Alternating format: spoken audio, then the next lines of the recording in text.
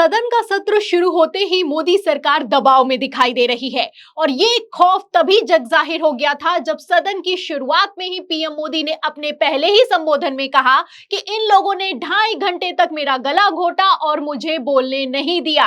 अभी तक तो पीएम मोदी का बयान वायरल हो रहा था, लेकिन अब एक वीडियो ने सोशल मीडिया पर तहलका मचा रखा है। आपको बता दें, इस वीडियो में साफ दिखाई दे रहा है कि जैसे ही नेता प्रतिपक्ष राहुल गांधी सदन में एंट्री मारते हैं, वैसे ही तुरंत प्रधानमंत्री नरेंद्र मोदी सदन से उठकर चले जाते हैं। इसके बाद तो बीजेपी के नेता भी हैरान रह जाते हैं।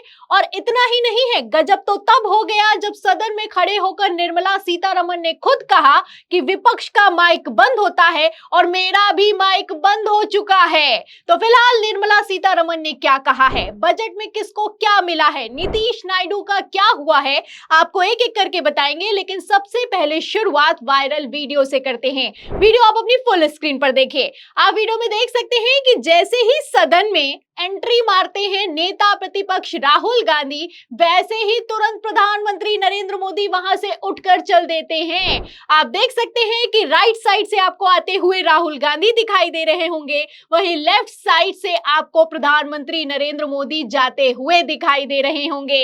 ये मौका था जब शत्रुघ्न सिन्हा शपथ लेने के लिए आए। वो शपथ ले रहे थे, शपथ जैसे ही खत्म हुई राहुल गांधी वहां पर पहुंचे। राहुल गांधी पहुंचे तो पीएम मोदी उठकर चले गए हैं। अब ये वीडियो अपने आप में साफ करता हुआ नजर आ रहा है कि किस तरीके से नेता प्रतिपक्ष राहुल गांधी का दबाव बीजेपी तो छोड़िए, प्रधानमंत्री नरेंद्र मोदी पर साफ दिखाई दे रहा है। ये कल का वीडियो है और आज भी कुछ ऐसा ही होता हुआ नजर आया। आप वीडियो देख सकते हैं कि राहुल गांधी ने मुस्कुराते हुए फुल कॉन्फिडेंट मोड में सदन में एंट्री मारी है। सदन में राहुल गांधी ने एक तरफ जहां एंट्री मारी है, वहीं दूसरी तरफ आप तस्वीरें देख सकते हैं कि नेता प्रतिपक्ष राहुल गांधी की मौजूदगी में मानसून सत्र को लेकर संसदीय दल की महत्वपूर्ण बैठक भी हुई है।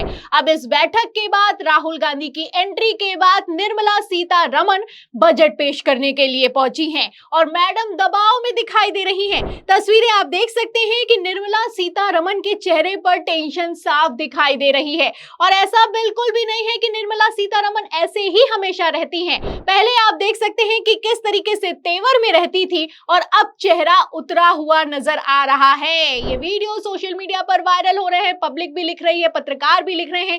देखिए, एक यूजर है संदीप है, लिखते हैं कि नेता प्रतिपक्ष राहुल गांधी जी संसद पहुंचे, राहुल गांधी के आने से वित्त मंत्री निर्मला सीतारमण दबाव महसूस कर रही होंगी। तो दबाव तो महसूस कर रही हैं और इसी दबाव के चलते मैडम ने खुद सदन में खड़े होकर ये मान लिया कि राहुल गांधी का माइक बंद हुआ था। So it's not only the opposition members or mics which are getting off, even mine is off. If that satisfies you. तो सुना आपने, चली तो थी मैडम एक्टिंग करने के लिए, लेकिन सारी की सारी ओवर एक्टिंग धरी की धरी रह गई है। मैडम का कहना है कि सर मेरा भी माइक बंद हो गया है, सिर्फ विपक्ष का माइक बंद नहीं होता है। इसके आगे विपक्ष पर तंज कसते हुए कहती हैं कि अब तो आपको संतुष्टि मिल गई होगी।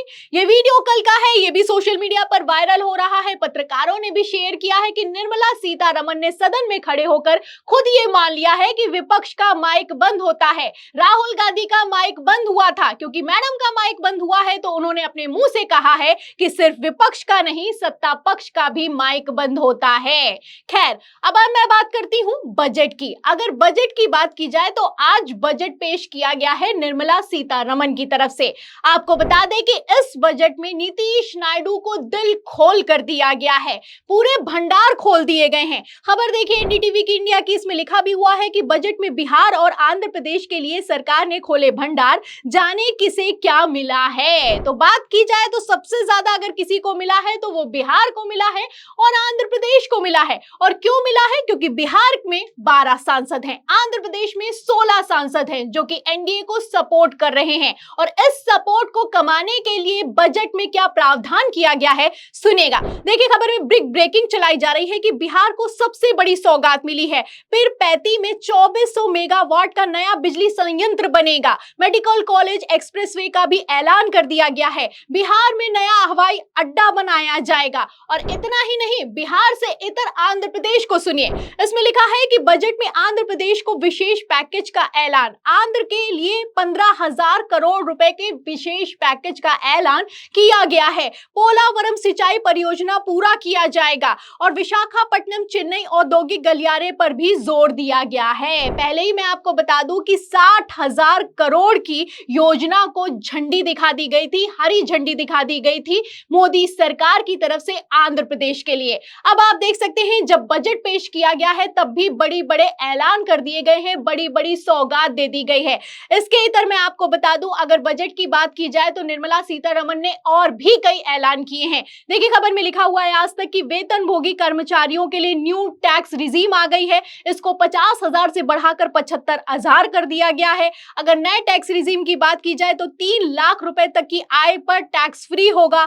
आगे लिखा है कि स्टार्टअप को भी बढ़ावा दिया जाएगा। विदेशी कंपनियों पर कॉर्पोरेट टैक्स की जो दर है उसको भी घटाकर 40 से 35 कर दिया गया है। ई कॉमर्स पर भी जोर दिया जा रहा है। आगे इसमें लिखा हुआ है कि युवाओं के रोजगार के लिए 2 लाख करोड़ रुपए की 5 योजनाएं पेश की गई हैं। बजट में कृषि के लिए भी प्रावधान किया गया है, 2.5 लाख करोड़ रुपए लगभग दिया गया है। देश में उच्च शिक्षा के लिए 10 लाख रुपए तक का लोन की घोषणा कर दी गई है और पीएम आवास पर भी बातचीत हुई है, ग्रामीण विकास पर भी बातचीत हुई है। लेकिन सबसे ज्यादा अगर बजट में कोर करने वाली कोई बात है तो यह है कि आंध्र प्रदेश और बिहार को सबसे ज्यादा दिया गया है। और क्यों दिया गया है, क्यों आखिर मोदी सरकार बिहार और आंध्र प्रदेश को लेकर दबाव में आ गई है, आप अच्छे से जानते हैं। अब बजट तो पेश हो चुका है, अब राहुल गांधी ने भी सुना है, इंडिया गठबंधन के कई नेताओं ने भी सुना है।